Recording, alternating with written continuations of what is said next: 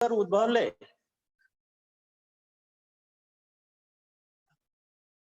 तर तुम्ही त्यांना विचारू शकता. तर आता आपण त्यांच्या लेक्चरला सुरुवात करू. वर्ड टू चेतन गुल्लाने sir. Yes, sir. Welcome sir. Thank you, sir.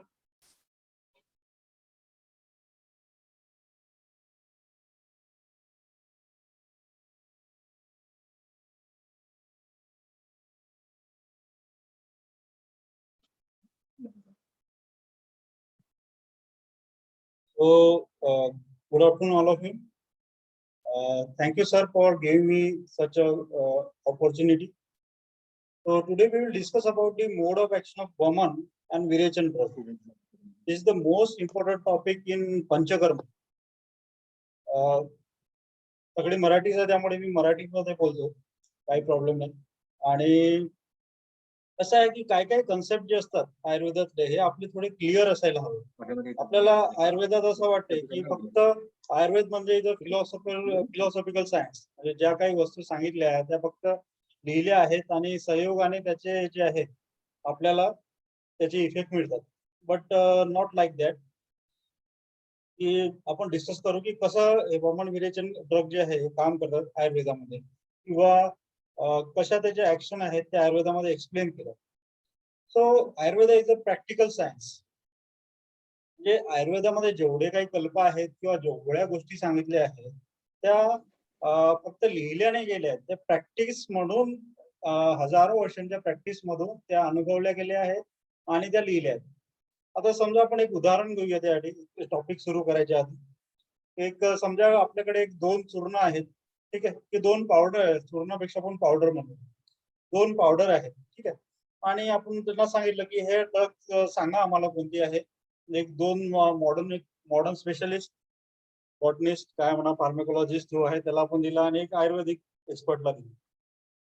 आणि त्यांना म्हटलं आपण की हे दोन्ही पावडर तुम्ही ते ओळखा, कसे काम करतील, काय काम करतील आणि त्यांची ऍक्शन कशी होईल बॉडीवर हे तुम्ही आम्हाला सांगा. याचे साईड इफेक्ट काय होईल हे आम्हाला सांगा. मॉडर्न मला काय करेल की त्याच्या ज्या फार्माकोकायनेटिक स्टडी आहे, फार्माकोडायनॅमिक स्टडी आहे, फार्माकोलॉजिकल स्टडी म्हणजे ॲनिमल स्टडी करेल. नंतर त्याची फार्माकोगोनोसी असेल. अदरवाईज त्याचा ऍडव्हान्स असेल तर डीएनए फिंगरप्रिंट. म्हणजे डीएनए फिंगरप्रिंट म्हणजे एक प्रकारचे एक फिंगरप्रिंट असतात ज्या हर एक ड्रगच्या घेतल्या जातात, त्यामुळे ते स्पेसिफिक ड्रग तोच आहे ते आपण त्यामध्ये सांगू शकतो. हे त्याला आता जवळपास ह्या सर्व स्टडी करण्यासाठी जवळपास 1 महिना तरी लागतो जवळपास, बरोबर. पण Ayurveda is a simple science. तो काय करेल आयुर्वेदिक वाला, तो पहिले सगळी त्याची टेस्ट घेईल. रस कसा आहे, हा त्याला रस वाटेल थोडा आंबला आहे, लवण आहे, कटू आहे, तिक्त आहे, ठीक आहे. नंतर प्रॉपर्टीज बघेल, ड्रगची प्रॉपर्टी कसं आहे, गुरु आहे, स्निग्ध आहे, वृक्ष आहे, तर वृक्ष प्रॉपर्टी आढळली, त्याला सूक्ष्म प्रॉपर्टी आढळली, ठीक आहे, ते नोट डाऊन केलं. नंतर त्यांनी बघितलं की त्याचा विपाक कसा आहे, ठीक आहे.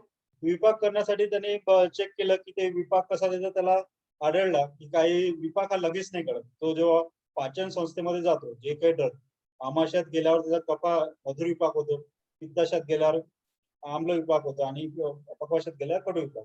तर स्पेसिफिक ज्या ड्रग असतात त्या ज्या ज्या आशयात जातात तसे त्याचे विपाक आढळले, तर त्याला एक कटू विपाक आढळला. नंतर प्रभाव, स्पेसिफिक ऍक्शन काय झाली हे सगळं नोट डाऊन केलं.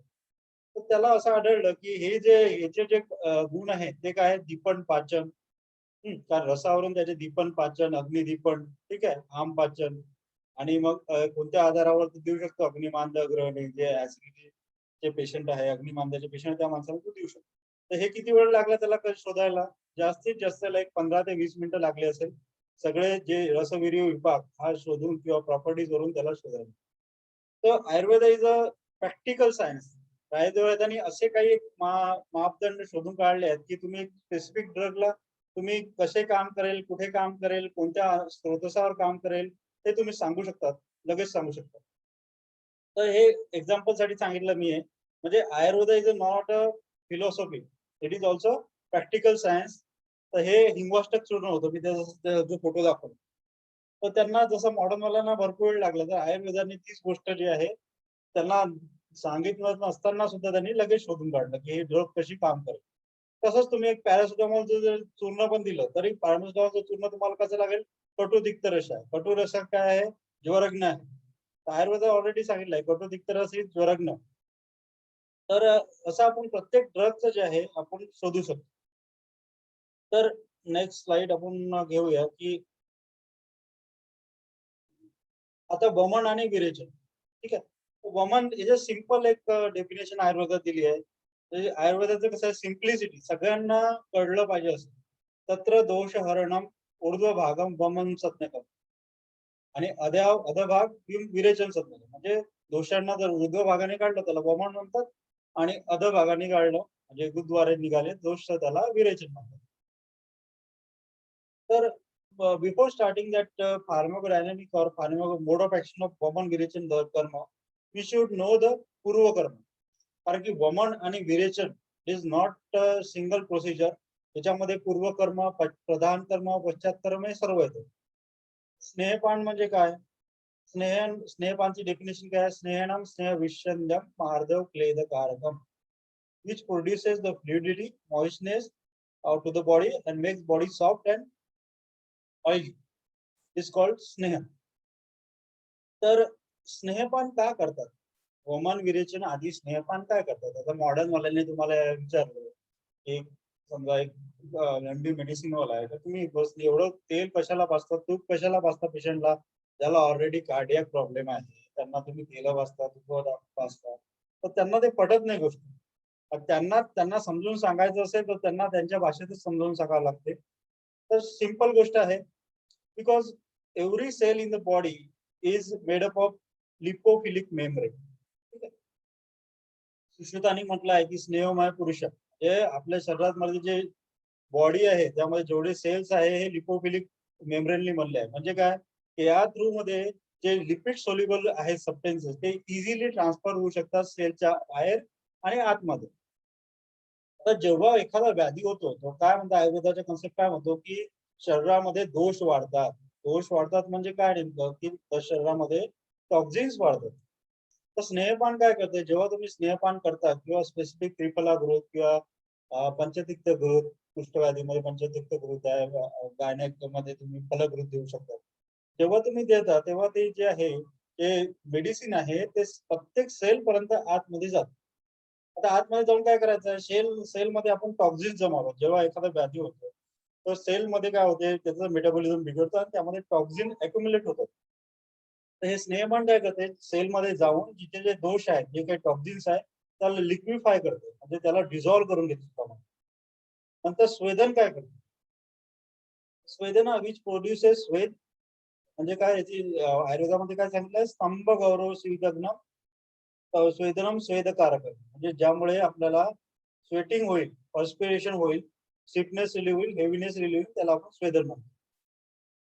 तर हे दोन्ही जे आहे हे दोन्ही स्नेहन आणि स्वेदन 7 दिवस आपण स्नेहपान करतो 3 ते 7 दिवस नंतर स्वेदन करतो. तर हे काय करतात दोषांना सेल मधल्या दोषांना लिक्विफाय करतात आणि आपल्याला दोषांना त्यात बाहेर काढण्यात करतात. याच्यामध्ये अजून एक चांगला श्लोक आहे जेव्हा आपण म्हणतो की सेल किंवा एखादा आपण सिस्टीम म्हणतो तर आयुर्वेदामध्ये अजून त्यांनी डिटेल सांगितलंय की दोष शाखेतून कोष्ठात येतात. जेव्हा तुम्हाला शोधन करायचं असतं तेव्हा काय करायचं दोषांना आपण शाखेतून कोष्ठात आणतो. म्हणजे काय करतो शाखेतून कोष्ठात आणतो म्हणजे काय करतो त्याचं त्यासाठी सुंदर उदाहरण त्यांनी दिलं आहे. वृद्धी अभिषंधी पापात स्रोतो मुख विशोधनात. 3-4 गोष्टी आहेत. एक वृद्धी म्हणजे काय करतो आपण दोषांना लिक्विफाय करतो म्हणजे काय करतो त्याची क्वांटिटी वाढवतो. एखाद्या गोष्टीला तुम्हाला बाहेर काढायचं असेल तर पहिले त्याची क्वांटिटी वाढवावं लागेल. वृद्धी अभिषंधी म्हणजे लिक्विफाय करणे किंवा त्याला पातळ करणे. एखादी गोष्ट एखादी घट्ट चिपकली असेल तर त्याला पातळ करणे. अभिषंधी पाकात म्हणजे एखाद्या गोष्टीचा जो आहे त्याला म्हणजे डायजेशन करून त्याला बाहेर काढणे. तर हे स्नेहपान आणि स्वेदन या दोन्ही गोष्टी ज्या आहे वृद्धी अभिषंधी पाकात आणि स्त्रोताचा मुख विशोधन करण्यात श्रेष्ठ आहे. म्हणून आपण स्नेहपान जो पूर्वकर्म आहे हे आपण करतो. आता अशा सुंदर तरीकेने आपण जर त्याला सांगितलं आणि इव्हन त्यांना सायंटिफिक पेपर पण दाखवले तर ते म्हणे की ठीक आहे तुम्ही तेल पाजा तूप पाजा. आपण कारण काय काय होतं की आपलं एक हे आहे की तुम्ही तेल तूप पाजलं की तुमचं कोलेस्ट्रॉल वाढतं असं काही नाही. जेव्हा आपण शोधनासाठी स्नेहपान करतो किंवा घृतपान करतो तर त्यामध्ये जेव्हा तुमचं कोलेस्ट्रॉल तुम्ही जर चेक केलं बिफोर ट्रीटमेंट आणि आफ्टर ट्रीटमेंट तुम्हाला कोलेस्ट्रॉल नेहमी कमीच दिसेल. कारण की आपण हे स्नेहपान जे करतोय हे धातू पाचनसाठी नाही करतोय, म्हणजे याचं धातू निर्माण होत नाहीये, कारण की याच्यामध्ये सांगितलं आहे तुम्हाला स्पेसिफिक पिरियड साठी स्नेहपान करायचं, आणि हे पण स्नेहपान दोषांना बाहेर काढल्यावर वमन आणि विरेचन याच्या थ्रू तुम्हाला हे सगळं निघणार आहे स्नेह. तर हा जो आहे याचा धातू निर्माण प्रक्रिया होत नाही, त्यामुळे हे जे आपण शोधण्यासाठी स्नेहपान करतो, it is not increase the cholesterol level in the body. Even you can take also that pathological investigation before approach. तर आता आपल्याला दोन एक वर्ड आहे, जसं एक आहे फार्माकोडायनॅमिक स्टडी और फार्माकोकायनेटिक स्टडी. नेमकं म्हणजे हे म्हणजे काय, नेमकं म्हणजे काय, फार्माकोडायनॅमिक म्हणजे काय आणि फार्माकोकायनेटिक म्हणजे काय. तर फार्माकोकायनेटिक म्हणजे काय की movement of drug through the body. म्हणजे एखादी ड्रग तुम्ही देता, औषध तुम्ही देता, कॉमन औषध तुम्ही दिली, तर ती ऍब्झॉर्ब कशी होईल, मेटाबॉलिझम कसं होईल, तिचं एक्सक्रिशन कसं होईल, बॉडीमध्ये डिस्ट्रीब्युशन कसं होईल, म्हणजे ड्रग घेतल्यापासून ती कुठे कुठे जाणार, कसं कसं काम करणार, हे आपल्याला फार्माकोकायनेटिक स्टडी मध्ये करतो. ठीक आहे. कायनेटिक म्हणजे मुवमेंट, आणि फार्माकोडायनॅमिक म्हणजे काय, what is the drug does to the body. म्हणजे काय की जे बॉडीमध्ये जे औषध गेलं आहे ते कसं काम करेल, कोणत्या मेकॅनिझमनी काम करेल, कोणत्या एन्झाईमला ऍक्टिव्हेट करेल, कोणते रिसेप्टरला तो ऍक्टिव्हेट करेल, म्हणजे स्टडी. मॉडर्न मध्ये एखाद्या ड्रगला तुम्हाला प्रूव्ह करायचं असेल तर नवीन ड्रग जेव्हा मार्केटमध्ये येतात त्यांना फार्माकोकायनेटिक स्टडी करावंच लागते की कुठे कुठे ते जाणार, बोन मध्ये डिपॉझिट होते का ड्रग, ठीक आहे, लिव्हर मध्ये डिपॉझिट होते, एक्सक्रिशन कुठून होते, लंग मधून होते, युरिन मधून होते, स्वेटिंग मधून होते, तर हे तुम्हाला सगळं प्रूव्ह करावं लागतं. तो तो फिजिओलॉजिकल फार्माकोडायनामिक म्हणजे काय की मेकॅनिझम ऑफ ऍक्शन, हे ऑलरेडी आपण बघितलं, molecular level, micro organism system, organ सिस्टीमवर कसं काम करते, आणि कायनेटिक म्हणजे काय, बाइंडिंग कसं होते, स्टोरेज कसं होते, बायो ट्रान्सफॉर्मेशन कसं होते, आणि एक्सक्रिशन कसं होतं. आता ह्या गोष्टी आयुर्वेदामध्ये आहेत का वर्णन केलेल्या, ठीक आहे, आयुर्वेदामध्ये या सगळ्या गोष्टी वर्णन केलेल्या आहेत का, की आपण म्हणतो की नाही तुमचं सायन्स प्रॅक्टिकल आहे, जेव्हा तुम्ही म्हणता एखाद्याला म्हणता की आमचं सायन्स प्रॅक्टिकल आहे, इज नॉट अ थेरॉटिकल, कारण की एक एक गोष्ट जी आहे प्रत्येक आचार्याने हे प्रॅक्टिस मधून अनुभवाने लिहिली. मग खरंच तुमच्यामध्ये वमान विवेचन करतात हे आहे का तुमच्या शास्त्रामध्ये, तर हो, आयुर्वेदामध्ये फार्माकोकायनेटिक स्टडी ऑफ वमन ड्रग दिलेली आहे. तर आपला हा सूत्रस्थानातला एक 16व्या अध्यायातला श्लोक आहे, पीतवंतु खल्वेना मुहूर्तम अनुकांक्षी तस्य यदा जानी. ठीक आहे. तर काय करतो आपण जेव्हा एखादी वमन औषध देतो, तर त्यांनी आचार्याने काय सांगितलं, एखादी वमन औषध तुम्ही दिली म्हणजे स्नेहशोधन केलं, ब्राह्म मुहूर्तावर तुम्ही उठवलं पेशंटला, आणि मॉर्निंगला त्याला जे आहे तुम्ही जे वमन कशा आहे तो तुम्ही दिला, तर काय करतात त्यांनी म्हटलं आहे, पीतवंतु खल्वेना मुहूर्तम अनुकांक्षी. ते दिल्याबरोबर लगेच वमन चालू होत नाही. एक तुम्ही वमन विरेचन वमनची ड्रग दिल्यावर लगेच वमन चालू होत नाही. त्यांना काय म्हटलं आहे की एक मुहूर्तापर्यंत तुम्ही वाट पाहू शकता, म्हणजे एक मुहूर्त लागू शकतो पूर्ण ऍक्शन व्हायला, म्हणजे ड्रग कुठे कुठे जाईल, 48 एक मुहूर्त म्हणजे 48 मिनिटं, म्हणजे 48 मिनिटं लागतील पूर्ण ड्रगला जे आहे पूर्ण सिस्टीम मध्ये जायला. पण कमी पण वेळ लागू शकतो, कोणाचं वॉमिटिंग लवकर चालू होतं, पण मॅक्झिमम यांनी सांगितलं एक मुहूर्तापर्यंत तुम्ही वाट पाहू. कसं यदा जाणी, म्हणजे याला कसं ओळखायचं तुम्ही, पहिलं त्याने दिलं लक्षण स्वेद प्रादुर्भावेन दोष प्रविल्यमान, म्हणजे सगळ्यात पहिलं लक्षण तुम्हाला दिसेल शरीरात गेल्यावर औषध, पहिलं दिसेल स्वेद प्रादुर्भाव, म्हणजे तुम्ही ओरल दूर औषध घेतलं तर पहिले तुम्हाला काही वेळाने 10-15 मिनिटांनी तुम्हाला घाम सुटेल. ठीक आहे, वमन औषध तुम्ही घेतलं, विरेचन औषध तुम्ही घेतलं, तुम्हाला काय होईल, घाम सुटेल. का घाम सुटेल, तर यांनी त्यांनी उत्तर दिलं की दोष प्रविल्यमान, म्हणजे दोष आता जे तुम्ही समजा की जे दोष आहेत ते पातळ व्हायला लागले आहेत, किंवा तुम्ही जे दोष आहेत जे शाखेमधले दोष जे होते, सेल मधले दोष जे होते ते पातळ झाले, किंवा प्रविल्यमान म्हणजे निघण्यास हे झाले, निघण्याच्या तयारीत आहेत ते दोष. नंतर दुसरं लक्षण दिसेल तुम्हाला लोमहर्ष. लोमहर्ष म्हणजे काय, पिलो इरेक्शन, म्हणजे तुमच्या शरीरावरचे केस जे आहेत ते उभे व्हायला लागतील थोड्या वेळाने, म्हणजे त्याचा अर्थ काय होईल, स्थानभ्यम प्रचलित, म्हणजे ते दोष तुमची ड्रग जे आहे टार्गेट पर्यंत पोहोचली, आणि ती ड्रग जे आहे त्या दोषांना काढून आता ते निघाली, म्हणजे आमाशयाकडे कोष्टाकडे निघाली, स्थानभ्यम प्रचलित.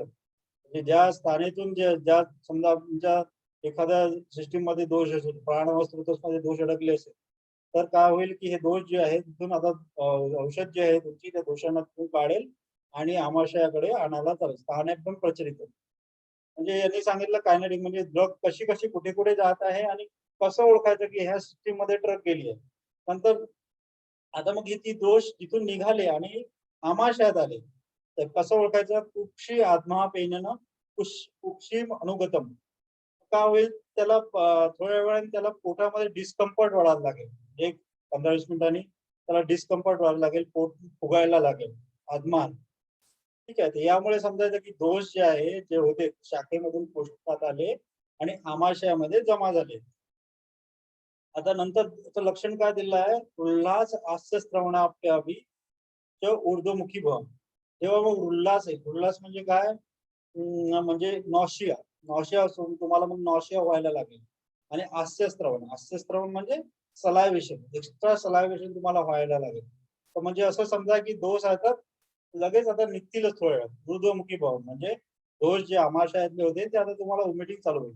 म्हणजे हे जेव्हा लक्षणं सगळे पेशंटला सांगतात, स्वेटिंग, पायरोरेक्शन, डिस्कम्फर्ट इन ॲब्डोमेन, नॉशिया, सलायवेशन, त्याच्यामुळे आपल्याला कळतं की आपण जे ड्रग दिली होती ती कुठे कुठे गेली, कशी कशी त्यांनी मुवमेंट केली आणि दोषांना त्यांनी कसं शाखेमधून काढून कोष्ठामध्ये आणलं आणि कोष्ठामधून काढून ते कसं जे आहे वॉमिटिंग होणार. तर हे सगळे लक्षण जे आहे इट इज अ फार्माकायनेटिक. म्हणजे हे सगळं एक्सप्लेनेशन जेवढं डिटेल मॉडर्न मध्ये तुम्हाला दिसणार ते करणार फार्माकोकायनेटिक स्टडी. पण ते तुम्हाला लक्षणातून कळणार का? एखादा ड्रग पॅरासिटामॉल आहे, कळणार का तुम्हाला की तो ड्रग लिव्हर मध्ये कधी गेला, किडनी मध्ये कधी गेला, त्याचं एक्सप्लेनेशन कधी होत आहे? नाही कळणार. हे एकदम सोप्या पद्धतीत आयुर्वेदामध्ये फार्माकोकायनेटिक स्टडी जी आहे ती एक्सप्लेन केली आहे वमन द्रव्यांची. आता Gulhane sir, pharmacodynamic study. Gulhane sir, हा बोला सर. सर बरेचसे लोक वेटिंग मध्ये आहेत, त्यांना ऍड करा ना, कारण तुमच्याकडे स्क्रीन होस्ट केलं ना, तर तुम्ही ऍड एक काय बरं तुमच्याकडे ते ऍडचं ऑप्शन आहे का? ठीक आहे चालेल सर, काही प्रॉब्लेम नाही. हो, करून देता ना. 2 मिनिटं. हो सर. को होस्ट केलं तरी चालेल सर मला, म्हणजे तुम्ही ऍड मधामधात जे करा ना झालं. सर, आता तुम्ही एकदाच ऍडमिट करून द्या. सॉरी सर डिस्टर्ब केलं. काही प्रॉब्लेम.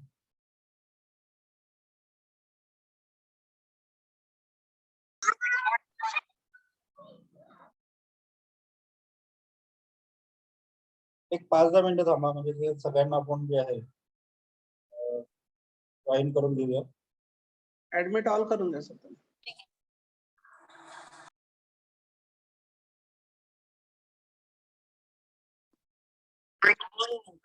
ठीक आहे, आता केलं आहे.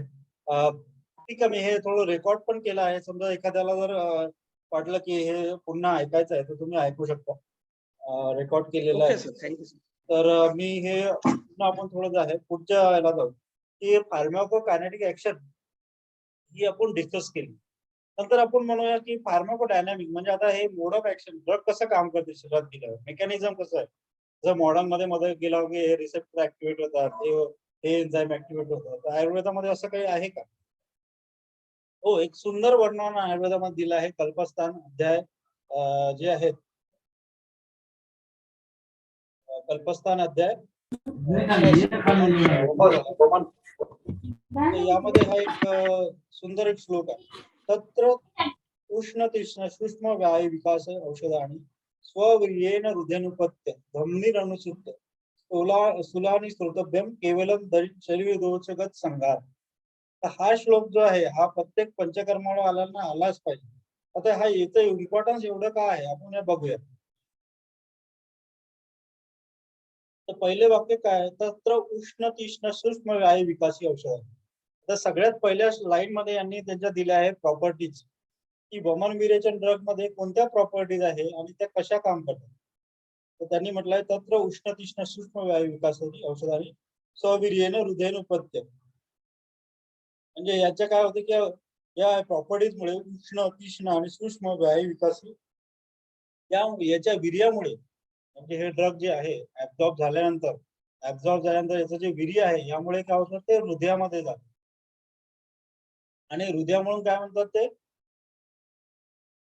उदयन धमनी अनुसुप्त म्हणजे धमनी थ्रू, धमनी म्हणजे इथे आर्टरीज आपण फिरतो आणि आर्टरीज थ्रू काय होते, एकदा ऍब्झॉर्प्शन झालं ड्रगचं ऍब्झॉर्प्शन झाल्यावर ते काय होईल की ते ब्लड मध्ये ऍब्झॉर्ब होऊन हृदयामध्ये जाते. हृदया थ्रू का जेवढ्या आर्टरीज आहे त्या थ्रू जे काय आहे व्हेरियस स्त्रोतस किंवा व्हेरियस सेल्स पर्यंत हे जे आहे ड्रग पोहोचेल.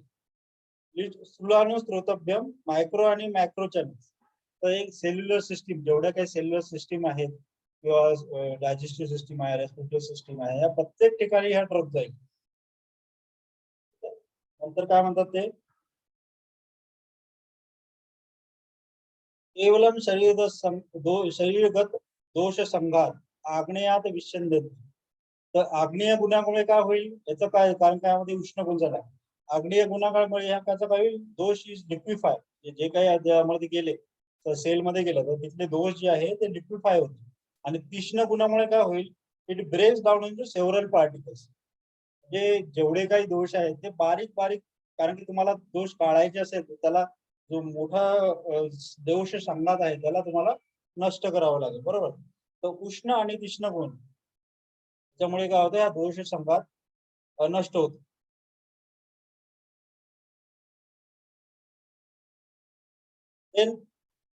अजून त्यामध्ये याच्यामध्ये अजून एक दिलं आहे, स परिप्लवन स्नेह भाविते कावे स्नेहक्त भाजनस्तमिव शोद्रम असज्जन्य.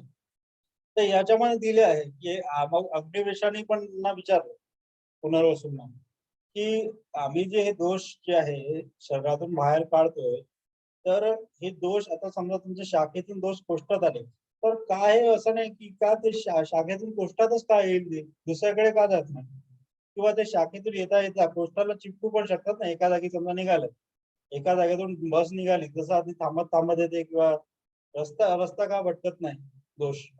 तर यांनी सगळ्यात सुंदर उदाहरण दिलं का, स्नेहात भाजनस्त मिळून शोद्रम सज्जन. म्हणजे एखाद्या पात्राला जर तुम्ही आतून स्नेह लावलं, एक भांड घेतलं आणि त्याला आतून स्नेह लावला आणि त्यामध्ये तुम्ही शोद्र म्हणजे मध टाकलं. आता एखाद्या भांड्यामध्ये तुम्ही जेव्हा मध टाकतात आणि त्यामध्ये ऑलरेडी त्याला स्नेह लागला, तर काय होतं की ते शोद्र आहे म्हणजे मध आहे ते भांड्याला चिपकत नाही, बरोबर. का चिपकत नाही, कारण त्याला ऑलरेडी ऑइल लागलेलं आहे आधी. त्याप्रमाणे मी आपण वमन विरेचन करताना आधी काय केला, स्नेहपान केलाय, म्हणजे बॉडीमध्ये ऑलरेडी स्नेहांश आहे. म्हणून दोष जे आहे जे शाखेतून कोष्टात जेव्हा येतात ते म्हणजे बॉडीला कुठेच चिपकत नाही, म्हणजे वेगवेगळ्या स्रोतसात चिपकत नाही, ते सरळ कोष्टामध्ये येतं. एक सुंदर उदाहरण आहे याच्यामध्ये. आणि कशामुळे, अनुप्रवण भाव. अनुप्रवण भाव म्हणजे हा जो आहे की हे या भावामुळे हे डायरेक्ट आमाशयात येतात आणि इकडे तिकडे चिपकत नाही. तर आता नंतर ते बोलले, उदाहरण प्रणिन्यो लिक्विफाईज द मॅटर, हे आपण झालं.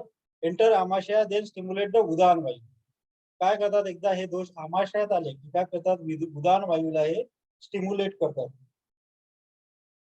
आणि ड्यू टू अग्नी आणि वायू प्रधानता, अग्नी आणि वायू प्रधानता, इट मूव्स अपवर्ड डायरेक्शन. तर यांनी सांगितलं की हे जे ड्रग असतात त्याच्यात ते उष्ण तीक्ष्ण हे गुण तर आहेत, पण या द्रव्यामध्ये, वमन द्रव्यामध्ये काय असते, अग्नी आणि वायू प्रधानता असते.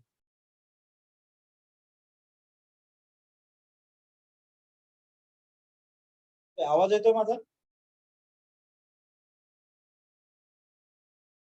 हॅलो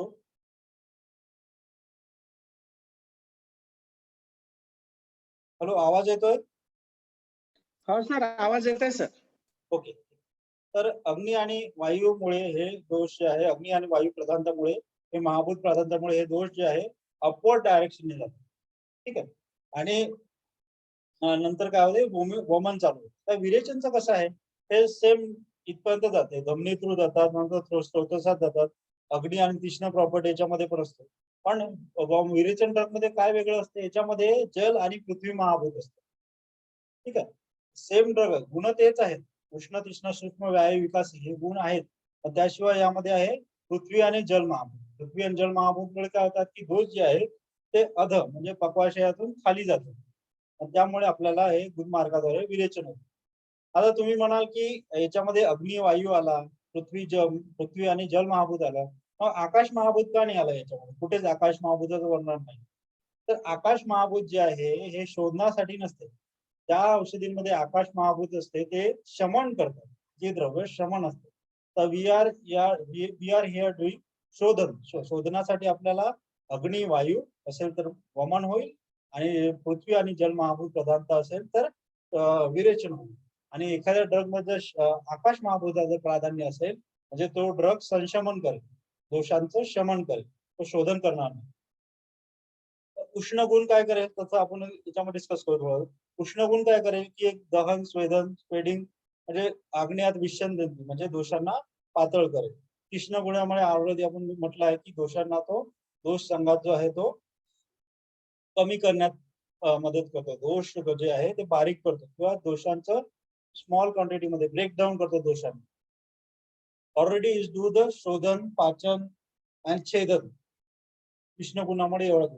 आता सूक्ष्म गुणामुळे काय होईल, म्हणजे सूक्ष्म गुणामुळे जे काही ड्रग आहे ते आमाशयामध्ये गेल्यानंतर तिथून ऍब्झॉर्ब झाल्यानंतर जेवढे पण मायक्रो चॅनल्स आहेत त्यामधून ती सर्क्युलेट होऊ शकते सूक्ष्म गुणामुळे, म्हणून याला सूक्ष्म गुण असणं आवश्यक आहे. नंतर आहे व्यावहारिक गुण.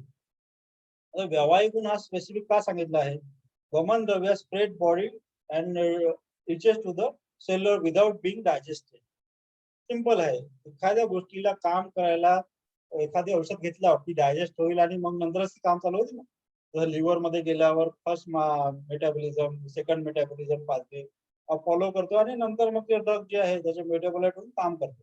पण वमन विरेचन द्रव्यांचं असं नाही आहे की जसं तुम्ही जीवावर ठेवेल तसं ते काय करेल त्याचं काम करणं चालू करून देईल. म्हणजे कारण की विदाउट बिईंग डायजेस्टेड. जसं आता आपण म्हटलं की सायनाइड विष कसा आहे, जिभेवर ठेवल्यावर डायरेक्ट ते याची तुम्हाला होते. तर जसं हे वमन द्रव्य जे आहे तुम्ही जसे जिभेवर ठेवा ते डायरेक्ट ब्रेनला ऍक्टिव्हेट करेल आणि तुम्हाला तेव्हापासून नॉशिया वगैरे सारखं चालू होईल. म्हणून हा व्यावहारिक गुण खूप इम्पॉर्टंट आहे. आता डायजेस्ट होईल नंतर ऍक्शन होईल. काही काही लोकांना बघा वमन औषध दिल्यावर लगेच 10-15 मिनिटात चालू होऊन जाईल. त्यांना एक मुहूर्त थांबायची गरज नसते, कारण ती सेंट्रल नर्वस सिस्टीम ऑलरेडी त्यांची ऍक्टिव्हेट होऊन जाते जिभेवर ठेवल्याबरोबर.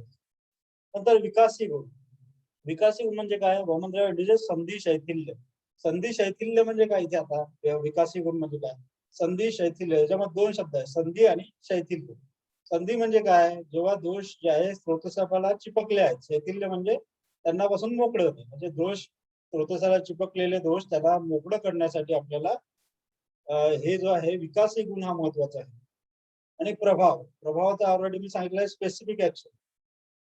तर वमन द्रव्यांचा प्रभाव काय आहे, ते ऊर्ध्वभाग म्हणजे दोषांना वर काढण्यासाठीचा प्रभाव आहे, स्पेसिफिक ऍक्शन आहे. आणि विरेचन द्रव्य अधभागान म्हणजे विरेचन हे जे आहे गुदद्वाराद्वारे दोषांना बाहेर काढतात. आता याच्यामध्ये अजून एक गुण सांगितला आहे सरत्व. तर सरत्व हा गुण जो आहे वमन विरेचन द्रव्यांचा हा सुश्रुतांनी सांगितलेला. सरत्व म्हणजे काय, the property which shows the tendency of drug to remain active form. ठीक आहे, ड्यू टू दिस गुण ऑफ वमन drug after administration work continuously without any break.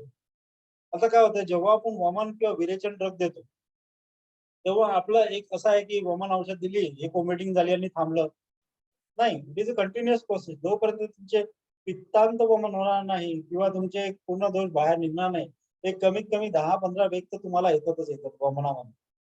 तर हे कशा गुणामुळे, ते सरत्व गुणामुळे. कारण की हे काय की तुमच्या जे आहे कंटिन्युअस जी औषधी दिली आहे ती ब्रेनला स्टिम्युलेट करत राहते किंवा सिस्टीमला स्टिम्युलेट करत राहते.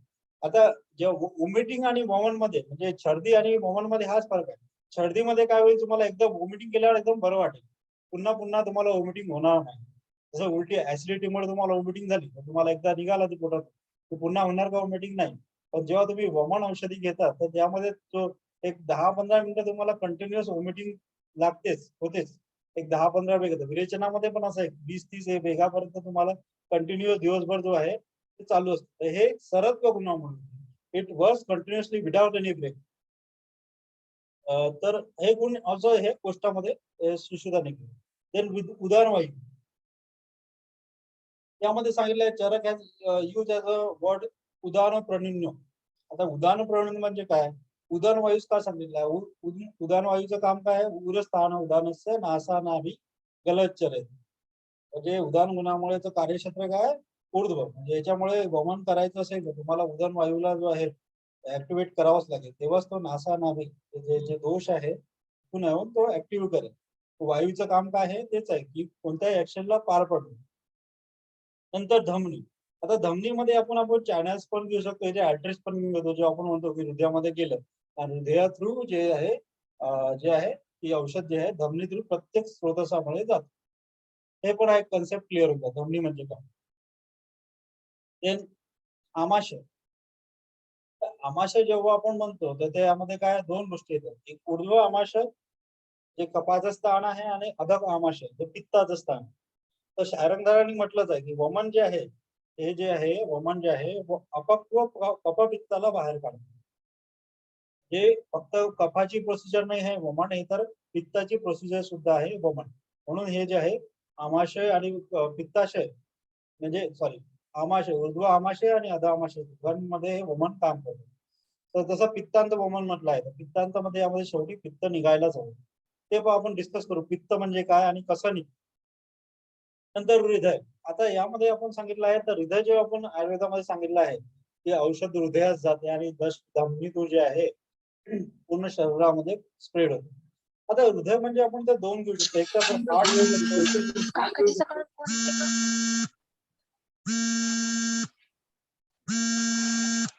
कोणाचा फोन चालू होतो. तर हृदय म्हणजे आपण यामध्ये दोन घेऊ शकतो, एक तर हार्ट किंवा मग ब्रेन. हार्ट म्हणजे का तर हृदय ब्रेन आपण कसं घेतो ब्रेन ऑलरेडी सांगितलं जसं मन हे हृदय हे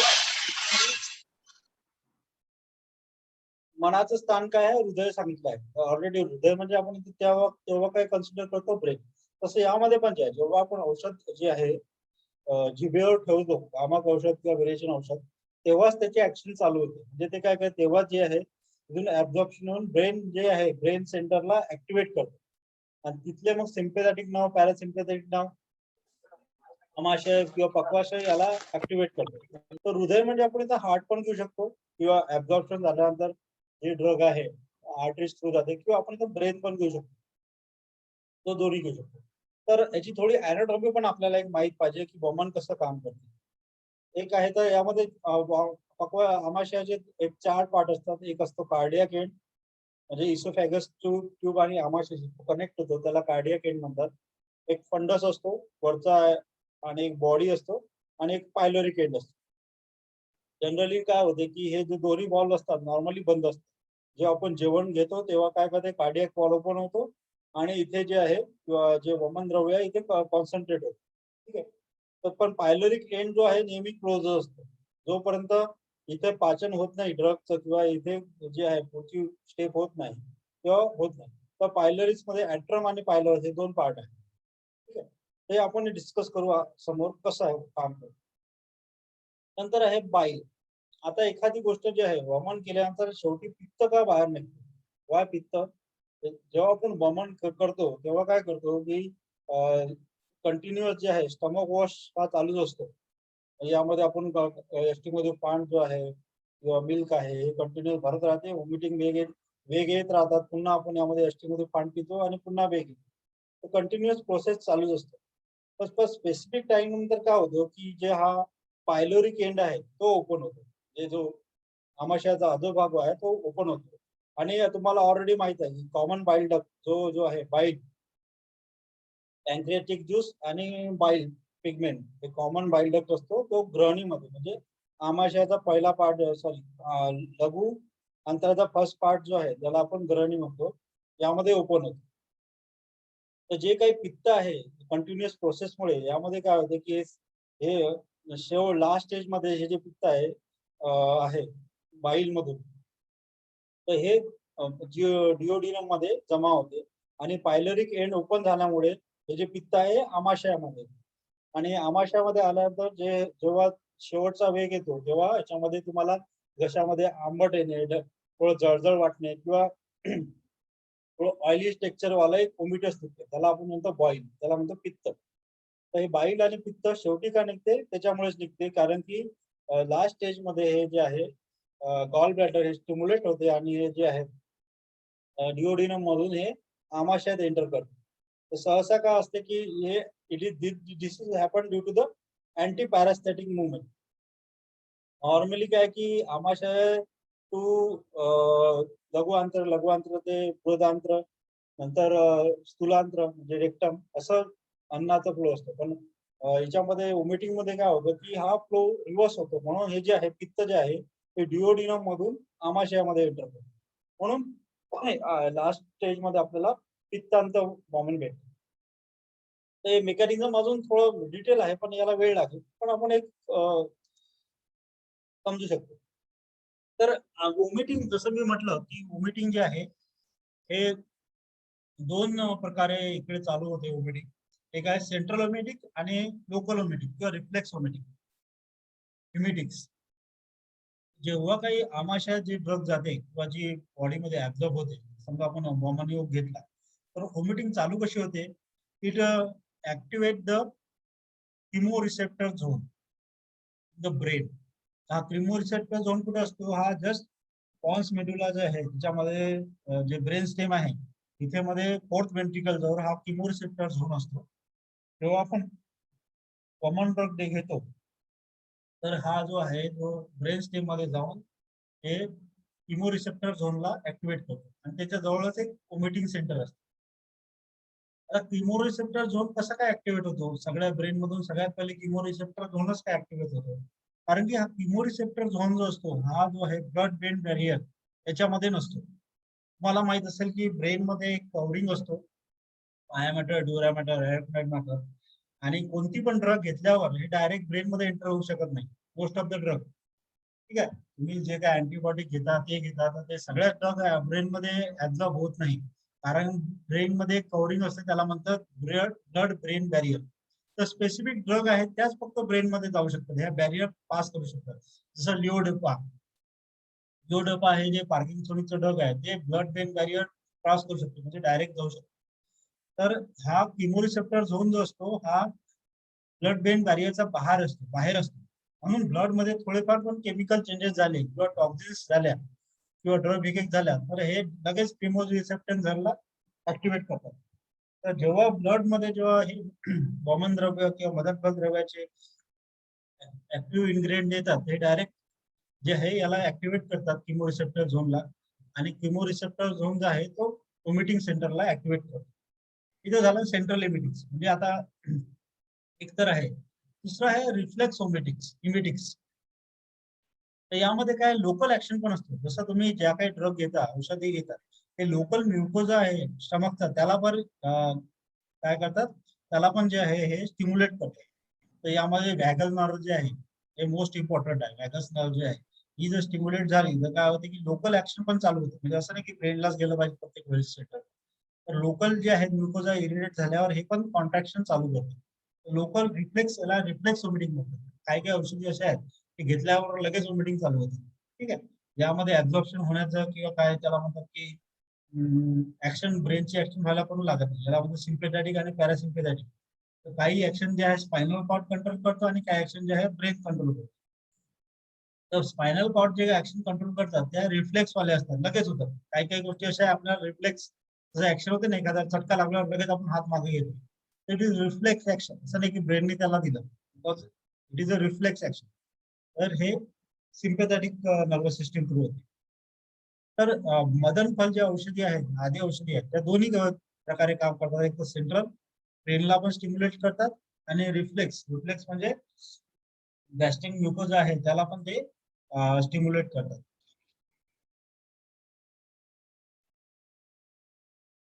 तर शेवटची एक डायग्राम बघूया आपण की त्यामध्ये आपण हे कॉमन बीएचएन ड्रग जे आहेत त्या कशा प्रकारे काम करतात. सगळ्यात पहिले आपण बोललो की ज्या औषधी आहेत त्या या गुणामुळे हृदयात गेल्या, हृदयनुप्रत्य गंभीर अनुसुप्त. सगळ्यात पहिले काय होतं की यामध्ये आपण बघूया की सगळ्यात पहिले काय होईल, औषध गेल्यानंतर ऍब्झॉर्ब झाल्यानंतर की जी किमोरिसेप्टर झोन आहे किंवा वॉमिटिंग सेंटर आहे त्यांना ऍक्टिव्हेट करतो. आणि वॉमिटिंग सेंटर नंतर काय करते की यामध्ये जे आहे रिफ्लेक्स ऍक्शन होऊन 5th, 7th, 9th, 10th and 12th त्या ज्या वॅगस नर्व आहे यांना स्टिम्युलेट करते. आता ह्या स्टिम्युलेट झाल्यानंतर ह्या कुठे असतात, ह्या आमाशय आणि जीआय सिस्टीम याला अटॅच असतात. तर ह्या तिथे जाऊन त्यांना स्टिम्युलेट करतात. आणि नंतर काय होते की glottis close and soft palate rises the close of airway. आणि नंतर काय होतं की ह्या त्याची ऍक्शन होते जेव्हा व्हॉमिटिंग होणार असते त्याच्या काही सेकंद आधी जी ग्लॉटिस आहे म्हणजे जी आहे त्यामुळे काय होते एअर ट्रॅक हा क्लोज होऊन जातो. कारण काय आहे की हा एअर ट्रॅक क्लोज नाही झाला तर काय होईल व्हॉमिटिंग होता होता हा ट्रकियामध्ये जाण्यास सुद्धा जाऊ शकतो. This is because this area nasopharynx is the common passage for trachea and esophageal. हा जो आहे ग्लॉटिस मुळे काय होते 1-2 सेकंद आधी हा ट्रकिया जो आहे पूर्णपणे क्लोज होऊन जातो. आणि नंतर काय होतं की deep inspiration and diagram contract. आणि डीप इन्स्पिरेशन घेऊन डायफ्राम जे आहे कॉन्ट्रॅक्ट होते. कॉन्ट्रॅक्ट झाल्यामुळे काय होते की आमाशयावर अजून सुद्धा जास्त प्रेशर येतो. आणि gastroesophageal sphincter and fundus of stomach relax. Gastroesophageal sphincter म्हणजे कार्डियक तो रिलॅक्स होतो आणि फंडस ऑल्सो रिलॅक्स होतो. त्यामुळे काय होईल की याच्यामध्ये अजून तुम्हाला जे आहे की ज्यामध्ये जे द्रव्य भरलेलं आहे तर हे फोर्सफुली जे आहे इसोफॅगस थ्रू माउथ थ्रू व्हॉमिटिंग होण्यास मदत होते. याच्या बरोबर काय होतं की हे जे नर्व स्टिम्युलेट झाले हे ऑल्सो ऍब्डोमिनल मसल्स आहे यांना सुद्धा कॉन्ट्रॅक्ट करतात. तर जेव्हा वमन होते जेव्हा तुम्ही बघितलं असेल एवढे फोर्सफुल वेग येतात की म्हणजे तो कंट्रोल करू शकत नाही. खूप फोर्सफुल वेग येतात. तर यामध्ये कारण की ह्या सगळ्या ऍक्शन ज्या एकसाथ होतात ऍब्डोमिनल मसल्स कॉन्ट्रॅक्ट होणे ह्या सगळ्या ऍक्शन ज्या आहे खूप हे होतं. तर याला आपण वेग म्हणतो. जेव्हा फोर्सफुल व्हॉमिटिंग होते त्याला आपण एक वेग कन्सिडर करतो. आणि जर जेव्हा छोटे छोटे वेग येतात त्याला आपण उपवेग म्हणतो.